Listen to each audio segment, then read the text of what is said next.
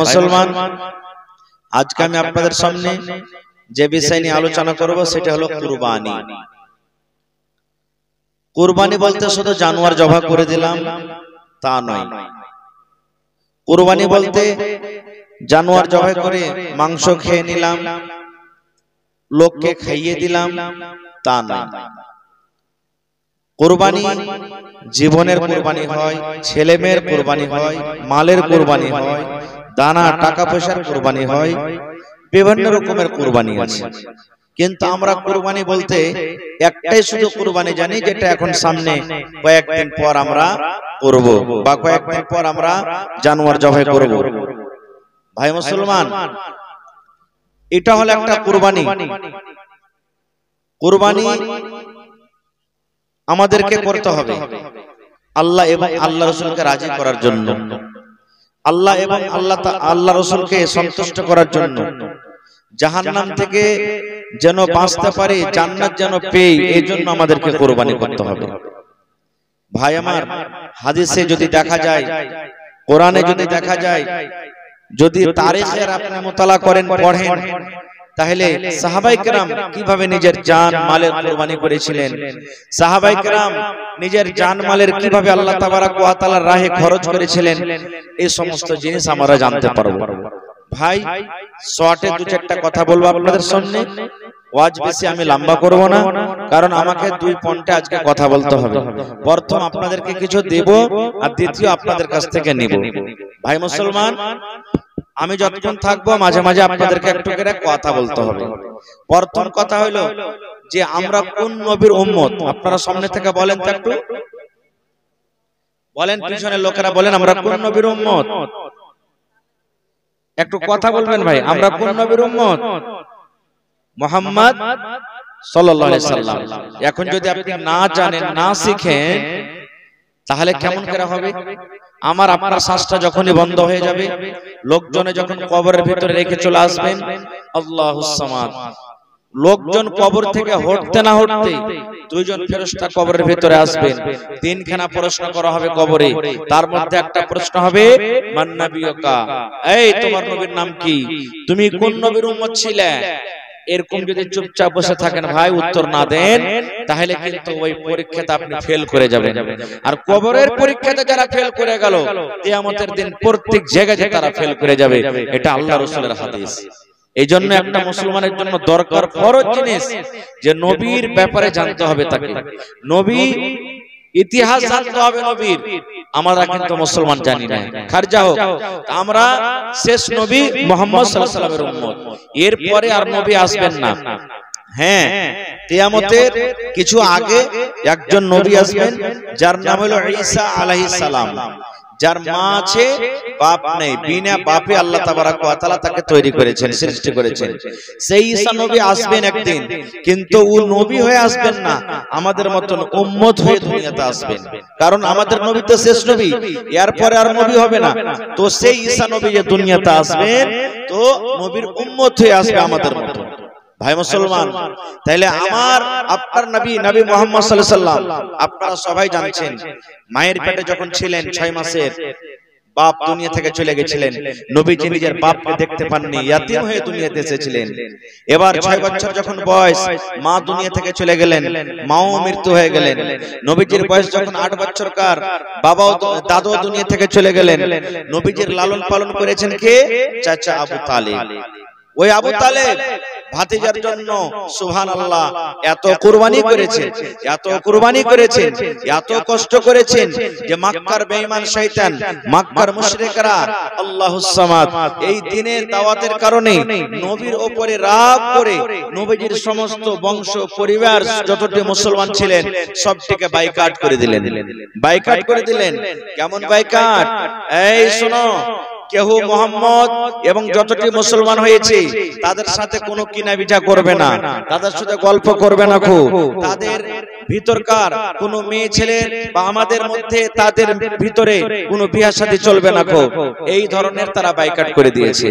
আপনারা জানতে পারছেন এই ধরনের যদি একটা আজকে বাগানটোলার গ্রামটাতে দুনিয়ার মানুষকে ছেড়ে দেন, বাগানটোলার গ্রাম যে আপনাদের আছে গোটা চিমনি বাজার এলাকাওয়ালা যদি বাইকাট করে দেয়, এই এর সাথে কেউ কথা বলবি না, এর সাথে লেনদেন করবি না, এর গ্রামে বেটা বেটির বিয়ে দিবি না, বলেন আপনারা কে ভালো লাগবে?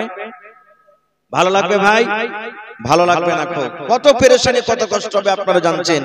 মুসলমানকে বাইকাট করে দিলেন কতদিন, একদিন গেল, 2 দিন গেল, 3 দিন গেল, 5 দিন গেল, মাস গেল, বছর গেল, 3 বছর পর্যন্ত বাইকাট। খানা পানা নাই বাড়িতে, কি খাইবে? দানা নাই, দানা কিনতে পারে না, কেউ দেয় না মুসলমানেরা, কি খাবে? সুবহানাল্লাহ।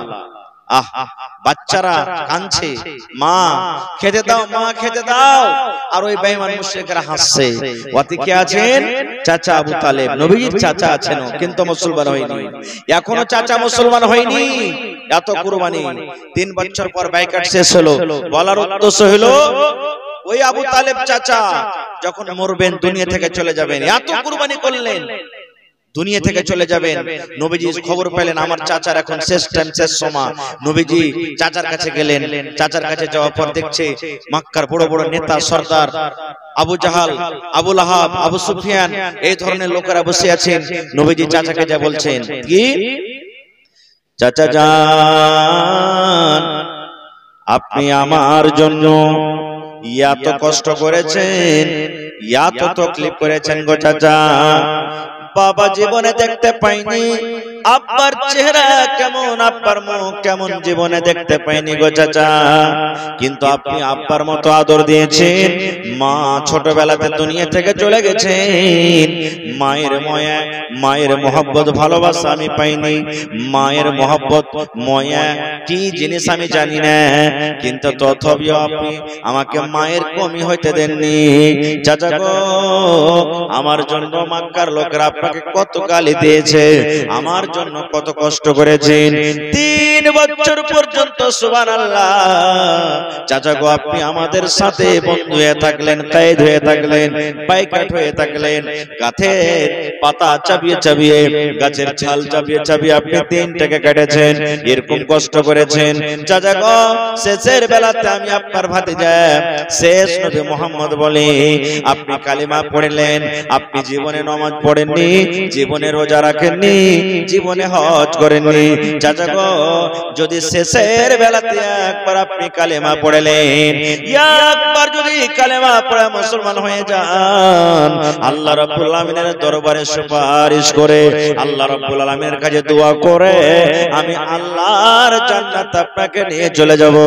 কিন্তু চাচা গো, শেষের বেলাতে একবার কালেমা পড়ে আপনি মুসলমান হয়ে যান। চাচা, একবার আপনি কালেমা পড়ে মুসলমান হয়ে যান। কিন্তু সুবহানাল্লাহ, মক্কার বেঈমান শয়তান যারা চাচা আবু তালেবের কাছে বসে আছেন, তারা বলছে, এই ভাতিজা, তারা বলছে, রে আবু তালেব, খবরদার ভাতিজার কথা শুনবি না, বাপ দাদার ধর্মকে ছাড়বি না, খবরদার ইসলাম কবুল করবি না। কিন্তু নবীজি বারবার বলেন, চাচা ওদের কথা শুনিয়েন না, আপনি কালিমা পড়ে মুসলমান হয়ে যান। সুবহানাল্লাহ।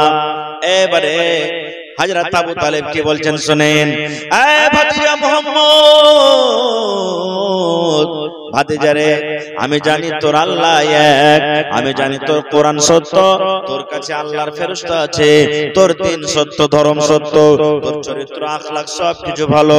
কিন্তু ভাতিজারে, আমি যদি শেষ বেলাতে, শেষ টাইমে, শেষ সময়তে যদি কালেমা পড়ে মুসলমান হয়ে যাই, মক্কার লোকেরা আমাকে গালি দেবে, আমার বাবাকে গালি দিবে, আমার মাকে গালি দেবে, বিভিন্ন রকমের আমাকে তানা দিবে, ঘোঁচা দিবে। এই জন্য ভাতিজারে, আমি কালেমা পড়বো না রে ধন, আমি কালেমা পড়বো না, আমি মুসলমান হব না। যেই ধর্মে আমার বাপ দাদারা দুনিয়া থেকে চলে গেছেন, সেই আবাই ধর্মে আমি আবু তালেব মারা যাব, আমি সেই ধর্মে আমি দুনিয়া থেকে চলে যাব। ভাতিজা, তোমার ধর্ম আমি কবুল করব না। এই ভাই মুসলমান, এবার শেষ কথা, শেষ বয়ান। এই মুসলমান, আবু তালেব দুনিয়া থেকে চলে গেলেন, নবীজির চোখ দিয়ে ঝরঝর ঝরঝর ঝরঝর করে পানি ঝরতে লাগলো। সাহাবায়ে কেরাম প্রশ্ন করে দিলেন, ইয়া রাসূলুল্লাহ, আল্লাহর নবী গো, আপনি কাঁদছেন কেন গো নবীজি? আপনার চাচা মারা গেল বলে আপনি কাঁদছেন। আপনার চাচা মারা গেল, আপনার মাথার ছাতা ছিল, আপনার মাথার ছায়া ছিল, আপনার মাথার গাছ ছিল বলে আপনি কাঁদেন। আল্লাহ রাসূল বললেন, এই আমার সাহাবীরা, না রে না, চাচা মারা গেছে এই জন্য আমি কাঁদি না রে, চাচা আমার দুনিয়া থেকে চলে গেলেন এই জন্য আমি কাঁদি।